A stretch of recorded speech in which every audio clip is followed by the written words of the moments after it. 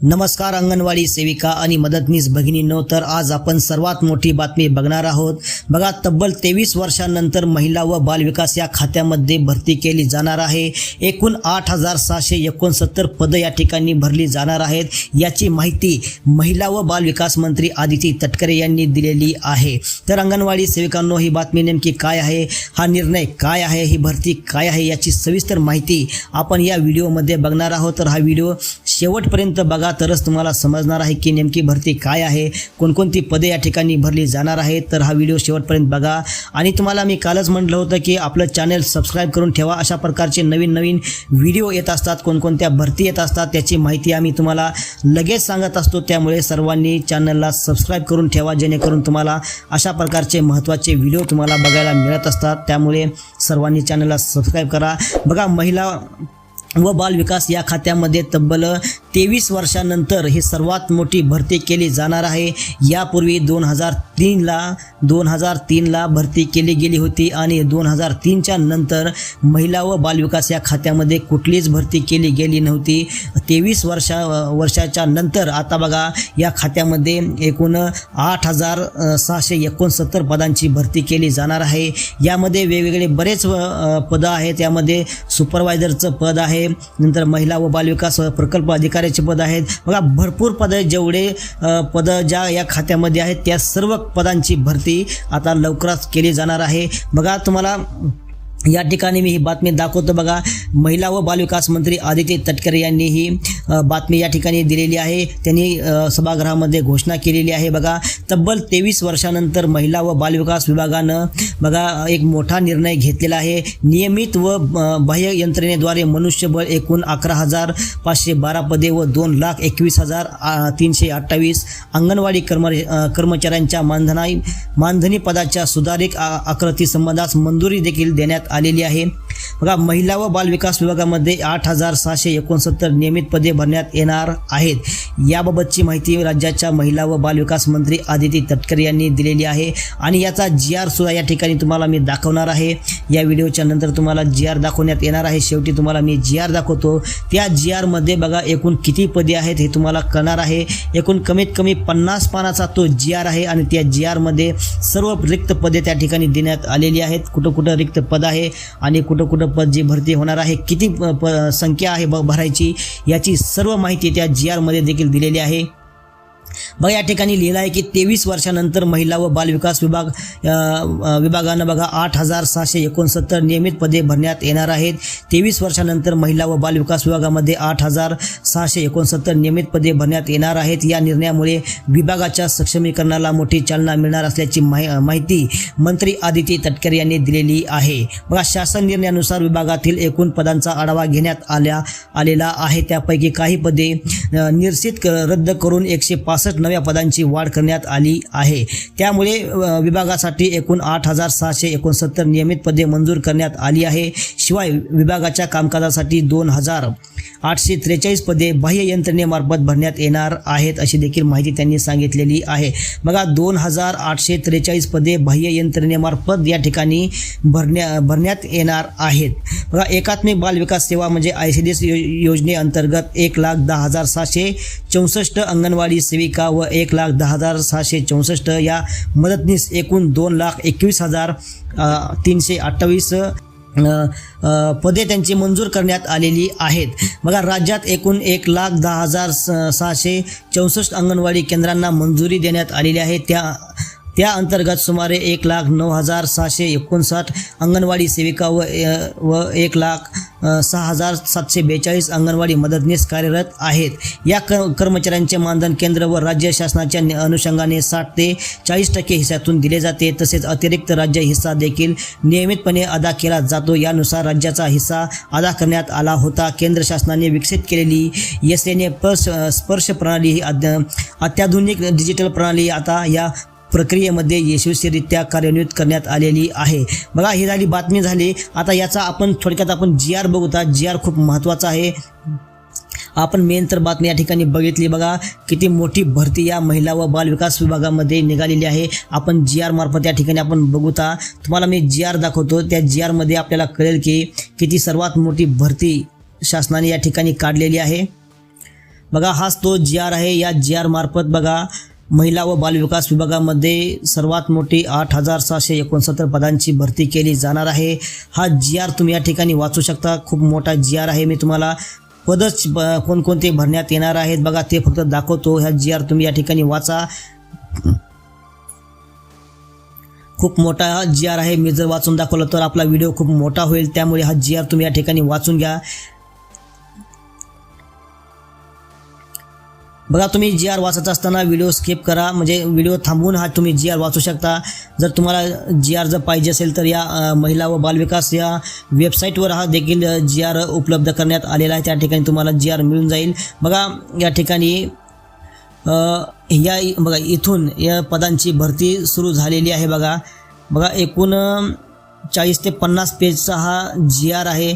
बघा या ठिकाणी हे पद दिलेली आहेत. तुम्ही या ठिकाणी वाचा. भरपूर पद या ठिकाणी आहेत आणि या पदाच्या पुढे बघा जे आकडे आहेत त्यानुसार त्यांची भरती केली जाणार आहे. आपण या ठिकाणी बघूता आपल्याला जे महत्त्वाचं आहे बघा पर्यवेक्षिका म्हणजे सुपरवायझरसाठी या ठिकाणी खूप महत्त्वाचं आहे. बघा ते तुम्हाला मी दाखवतो. खाली असं जर आलं तर आपण बघा हे या ठिकाणी 14 नंबरच्या पेजपासून बघा जिल्हा महिला व बालविकास अधिकारी यांचं पद या ठिकाणी सुरू झालेलं आहे. संपूर्ण महाराष्ट्रातील जिल्हे आहेत बघा. बऱ्याच जिल्ह्यामध्ये या ठिकाणी CDPO महिला व बालविकास प्रकल्प अधिकारी यांची भरती नव्हती. एका प्रकल्प अधिकाऱ्याकडे 2-2, 3-3 प्रकल्प दिले गेले होते. त्यांचे चार्ज दिले गेले होते. सुपरवायझरकडे सुद्धा 2-2, 3-3 बीट दिले गेले होते. त्यांची देखील भरतीचं या ठिकाणी बघा देण्यात आलेलं आहे. बघा हे अमरावती आहे. अमरावतीच्या नंतर बघा बीड जिल्हा या ठिकाणी आपल्याकडे मराठवाड्यामध्ये बघा बीड जिल्हा या ठिकाणी सुरू झालेला आहे. बीड जिल्ह्यामध्ये बघा या ठिकाणी बाल विकास प्रकल्प अधिकारी ग्रामीण आष्टी, नंतर बीड 1, बीड 2, नंतर धारूर, गेवराई 2, केज, माजलगाव, परळी, पाटोदा, शिरूर, वडवणी बघा या ठिकाणी हे बीड जिल्हा आहे. बीड जिल्ह्यामध्ये बघा प्रत्येक प्रकल्पाला आता एक बाल विकास प्रकल्प अधिकारी तुम्हाला मिळणार आहे. बघा पहिलं कसं होतं जर या ठिकाणी जर समजा धारूरचा जर बाल विकास प्रकल्प अधिकारी असेल त्यांच्याकडे गेवराई म्हणा, केज म्हणा असे 2-2, 3-3 ठिकाणचे चार्ज त्यांच्याकडे दिले गेले होते. पण आता तसं होणार नाही. प्रत्येक ऑफिसला बाल विकास प्रकल्प अधिकारी तुम्हाला वेगळाच असणार आहे. आता यानंतर बघा ही बीड जिल्हा झाल्याच्या नंतर खाली आहे बघा आपल्याकडला मराठवाड्यातला बघा धाराशिव जिल्हा आहे. बघा या ठिकाणी धाराशिव जिल्ह्यामध्ये बघा मुरुम असेल, भूम असेल, कळंब, लोहारा, धाराशिव, पुन्हा धाराशिव 2 वेळेस धाराशिव म्हणजे तेर आणि धाराशिव, नंतर परंडा आहे, तुळजापूर, उमरगा, वाशी असे बघा या ठिकाणी बाल विकास प्रकल्प अधिकारी त्यांच्या जो नाव आहे नावाच्या पुढे या ठिकाणी पद देण्यात आलेलं आहे. बघा किती पद आहेत ते बघा एक पद या ठिकाणी भरण्यात येणार आहे. आणि सगळ्यात मोठं बघा या ठिकाणी बघा पर्यवेक्षिकेचा कॉलम दिलेला आहे. बघा पर्यवेक्षिका म्हणजे सुपरवायझरचा देखील या ठिकाणी कॉलम देण्यात आलेला आहे. यामध्ये बघा इथं आपण कुठला तरी एक प्रकल्प घेऊ. बघा कळंब तालुका घेऊ. कळंब तालुक्यामध्ये बघा बाल विकास प्रकल्प अधिकाऱ्याची 1 जागा, यानंतर पर्यवेक्षिकेच्या 9 जागा आणि वरिष्ठ लिपिकाची 1 जागा बघा या ठिकाणी कॉलम देण्यात आलेले आहेत. त्या कॉलमच्या पुढे संख्या आहे. किती पदे या ठिकाणी भरली जाणार आहेत बघा. कनिष्ठ लिपिकाची 1 जागा, नंतर शिपायाची 1 जागा आणि एकूण पदे 13 असे या ठिकाणी भरली जाणार आहेत. बघा एवढे पदं आहेत बरं का त्यांची, म्हणजे एवढे पदं आहेत त्यापैकी किती पदं रिकामी आहेत तेवढीच पदं या ठिकाणी भरली जाणार आहेत. नाहीतर तुम्ही म्हणता की पहिला त्या ठिकाणी बालविकास प्रकल्प अधिकारी आहे आणि नंतर अजून दुसरा येणार आहे का, असं नाही. बघा त्यांची संख्या किती आहे आणि त्या संख्येनुसार उपस्थित किती आहेत, म्हणजे भरती पहिली किती आहे आणि त्यानंतर आपल्याला भरायचे किती आहेत. समजा जर पहिले जर या एकूण जर 13 जागा असतील आणि 13 जागापैकी समजा त्या ठिकाणी 8 पहिले कर्मचारी असतील बघा ते सरकारचे, नंतर त्या ठिकाणी नंतर 5 पदांची भरती त्या ठिकाणी केली जाणार आहे. बघा या ठिकाणी कसं केलं आहे की एकूण पदांची संख्या त्यांनी दिलेली आहे. जर एकूण पदांची संख्यापैकी किती रिक्त असतील तर तेवढे पदे त्या ठिकाणी भरली जाणार आहेत. बघा यानंतर आहे बघा लातूर. बघा या ठिकाणी लातूरचं आलं बघा. लातूर आहे बघा, लातूरमध्ये औसा, चाकूर, देवणी, जळकोट, लातूर मुरुड, नंतर निलंगा 2, नंतर रेणापूर आहे, शिरूर आहे, उदगीर आहे बघा. या ठिकाणी किती पदं आहेत बघा. आपण या ठिकाणी उदगीरचा घेऊ. या ठिकाणी खाली बघा उदगीर आहे. उदगीरमध्ये बघा बालविकास प्रकल्प अधिकाऱ्याचं 1 पद आहे. त्यानंतर पर्यवेक्षकासाठी 10 आहेत. आता बघा उदगीरमध्ये जर सुपरवायझर 10 असतील, 10 म्हणजे पदं असतील, त्यापैकी 5च त्या ठिकाणी सुपरवायझर कामावर असतील आणि 5 जागा रिकाम्या असतील आणि 5 सुपरवायझरकडे एकेका बीटचा जर चार्ज दिला असेल म्हणजे एका सुपरवायझरकडे 2 म्हणजे तिचा स्वतःचा आणि दुसऱ्याचा. आता त्या सुपरवायझरला 2 बीटचं काम करावं लागणार नाही आणि दुसऱ्या बीटच्या ठिकाणी त्यांना सुपरवायझर त्या ठिकाणी भरती केली जाणार आहे. पण सुपरवायझरची भरती ही कोर्टामध्ये अडकलेली आहे, हे सर्वांना माहीत आहे. सुपरवायझरची भरती हे कधी होईल याचं अजून काही समोर आलेलं नाही. ज्यावेळेस कोर्टाचा निकाल लागेल त्यावेळी सुपरवायझरची भरती केली जाणार आहे. बघा ही अशा प्रकारची ही भरती लवकरच महिला व बालविकास विभागामध्ये केली जाणार आहे. बघा शिपायाची पदं आहेत, वरिष्ठची आहेत बघा, लिपिकाची आहेत, कनिष्ठ लिपिकाची आहेत, शिपायाची आहेत, भरपूर पदं या ठिकाणी देण्यात आलेली आहेत. बघा हा खूप मोठा GR आहे, 81 पानाचा GR आहे. मी तर 50 पानाचा म्हटलं तुम्हाला. बघा 81 पानं या GR मध्ये आहेत. सर्व या ठिकाणी भरती जी आहे बघा, सर्व पदांची भरती दिली गेलेली आहे.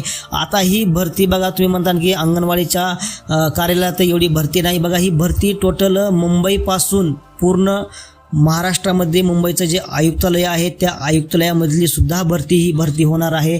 जे पदं आयुक्तालयामध्ये रिकामी आहेत त्याही सुद्धा पदं या ठिकाणी भरती केली जाणार आहे. म्हणजे महिला व बालविकास या खात्यामध्ये कुठलंच पद आता रिकामं राहणार नाही. सगळेच्या सगळे पदं या ठिकाणी भरण्यात येणार आहेत.